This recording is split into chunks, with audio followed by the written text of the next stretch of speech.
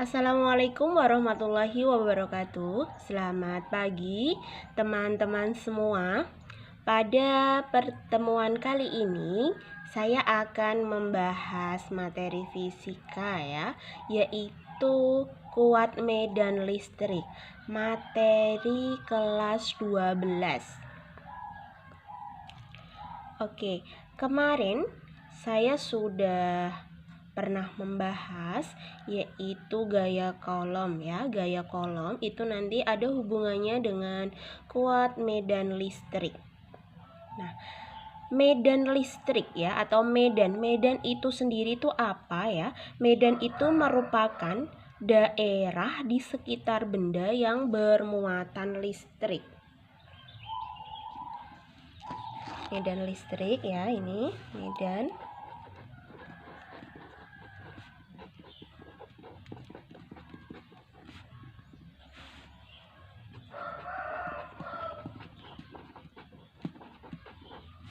merupakan daerah di sekitar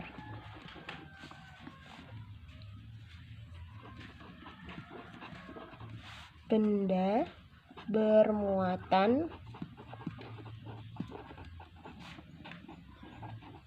listrik. Nah, medan listrik ini sendiri yaitu disimbolkan dengan E simbol E. E sama dengan gaya per Ki. Ki itu muatan. Nah, gayanya itu nanti menggunakan gaya kolom Gaya kolom kemarin kita masukkan gaya kolom yaitu K, ada Q1, kemudian Q2 per R kuadrat diseper dengan Q. Nah, Q-nya ini nanti bisa dicorek salah satu mau Q2 yang dicorek atau Q1 juga boleh. Ini dicorek. Jadi hasil akhir Jadi hasil akhir E sama dengan K kali Q per R kuadrat.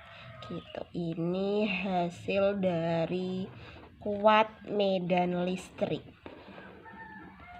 Nah, dengan E E itu tadi kuat medan listrik. Kemudian K itu suatu konstanta Kemarin nilainya 9 kali 10 pangkat 9 Newton meter kuadrat per kolom kuadrat. Kemudian ada Q. Q itu muatan muatan listrik. Muatan itu kemarin ada 2 nanti ada positif dan negatif, tapi hanya nilainya saja yang dimasukkan ke dalam rumus. Positif negatifnya tidak usah. Satuannya kolom. Kemudian R itu jarak muatan. Nah, kalau E kuat medan ini nanti hubungannya dengan daerah di sini disimbolkan dengan titik Jadi seperti ini kalau kita gambarkan. Nah, di sini ada muatan positif misalkan ada Q, muatannya positif. Ada titik titik ini merupakan daerah. Bagaimana nanti kalau di sini ada muatan positif, arah kuat medannya kemana? Yaitu menjauhi berarti ke kanan. Ini E-nya menjauhi. Dengan ini muatan sampai titik ini jaraknya yaitu R. Gitu. Jadi E ini nanti rumusnya K Q per R kuadrat. Nah, bagaimana nanti kalau muatannya negatif? Q-nya negatif, memiliki muatan ya, ini muatan daerah ya. Maka nanti arah kuat medannya yaitu mendekati. Dengan jaraknya yaitu juga R gitu. Itu untuk kuat medan listrik. Nah, kuat medan listrik itu sendiri satuannya di sini yaitu Newton per Coulomb gitu. Nah, bagaimana nanti kalau kuat medan listriknya ini pada bola konduktor? Itu ada 3 keadaan ya nanti kalau pada bola konduktor.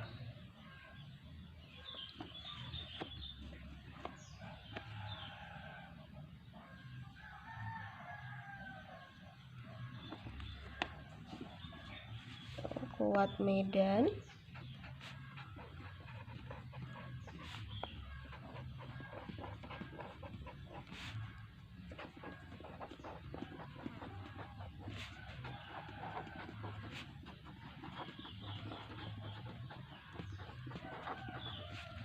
bola konduktor itu bola yang bermuatan ya. Nah, di sini misalkan ada bola konduktor.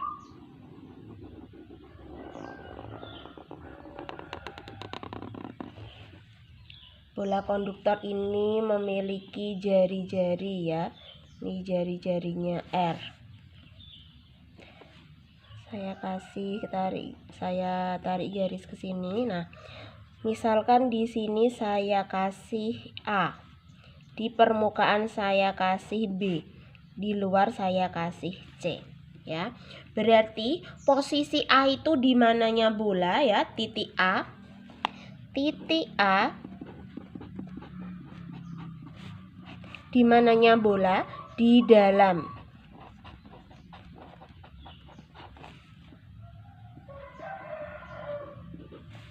Kemudian titik B di mananya bola di permukaan ya.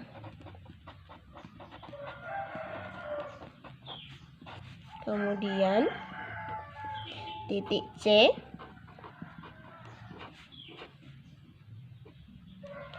di luar ya, di luar bola konduktor. Bagaimana dengan kuat medannya nanti ya? Kalau kuat medan listrik bola konduktor itu di titik A artinya di dalam, langsung ya bahwa kuat medannya itu nanti sama dengan 0 ya. Jadi E sama dengan 0. Itu untuk kuat medan di dalam ya. Kalau nanti di permukaan, nah kalau di permukaan itu memiliki jari-jari ya. Jari-jarinya itu apa simbolnya? Jari-jarinya yaitu R.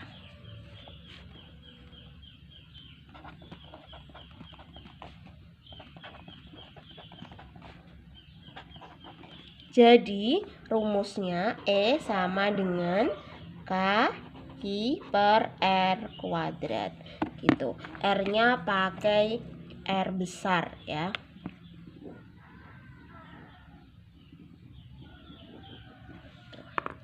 Bagaimana nanti kalau di luar? Kalau di luar berarti jaraknya atau jarak titik C terhadap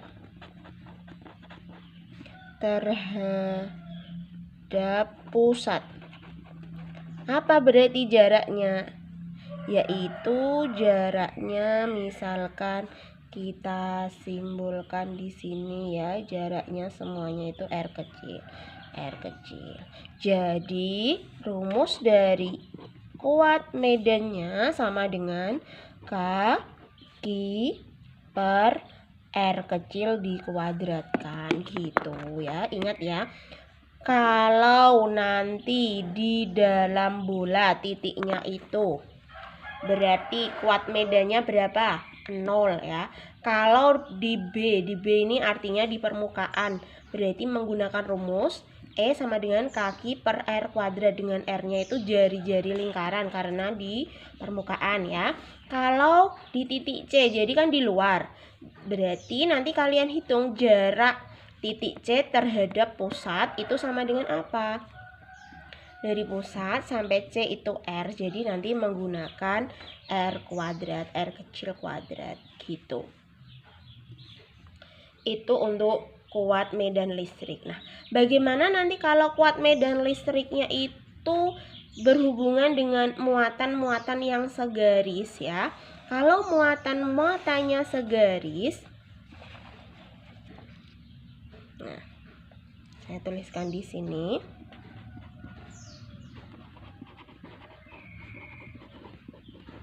Muatan-muatannya segaris, itu konsepnya sama seperti hukum kolom ya. Misalkan di sini ada Q1, kemudian ada Q2. Q1-nya positif ya, Q2-nya juga positif. Di sini ada titik. Nah, bagaimana kuat medannya? Tadi kalau positif kuat medannya menjauhi ya. Berarti kita tinjau dulu. Q1 terhadap titik ke arah mana? Ke arah kanan ya, menjauhi. Yaitu di sini ada E1. Kemudian Q2 ini juga positif. Arahnya berarti nanti kemana? Ke kanan juga karena menjauhi. Berarti ada E2. Nah, gitu. Jadi ya, E di sini, E di titik P sama dengan apa ya? Ingat, kalau arahnya searah jadi dijumlahkan. Kalau nanti berlawanan arahnya, berarti kuat medannya itu dikurangi gitu. Jadi nilai E-nya bagaimana ini?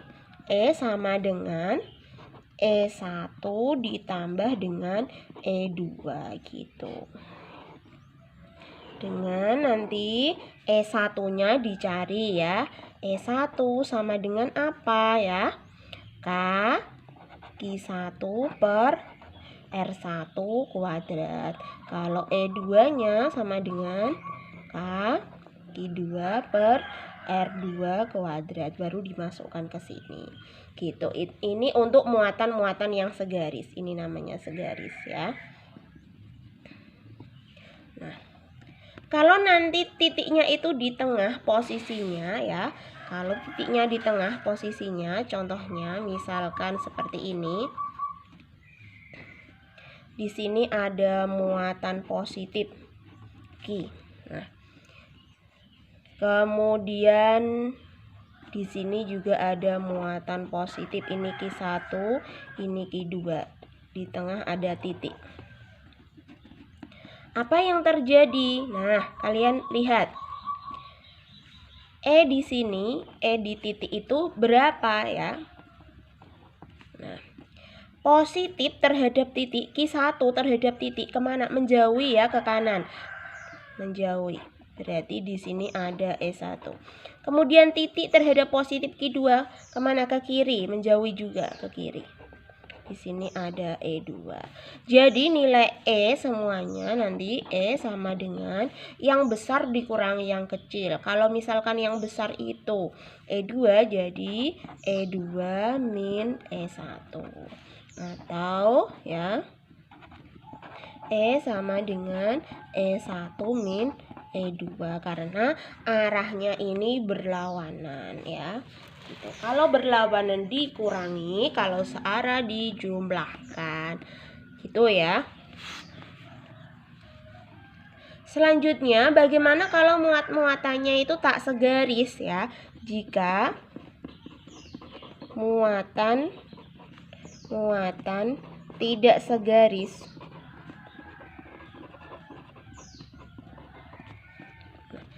Langsung saja rumusnya, E sama dengan akar E1 kuadrat ditambah E2 kuadrat ditambah 2 E1 E2 cos theta. Jika itu nanti muatannya berbentuk segitiga gini. Gitu ya, muatan titiknya. Oke. Berarti ini titik tetanya. Sama seperti kemarin waktu gaya kolom. Itu tadi kuat medan listrik ya. Sampai di sini dulu ya. Setelah kuat medan listrik ini nanti akan saya buatkan video lagi, yaitu potensial listrik. Terima kasih, semoga video ini sangat bermanfaat. Untuk contoh-contoh soalnya di pertemuan berikutnya ya. Terima kasih. Jangan lupa subscribe dan like. Assalamualaikum warahmatullahi wabarakatuh.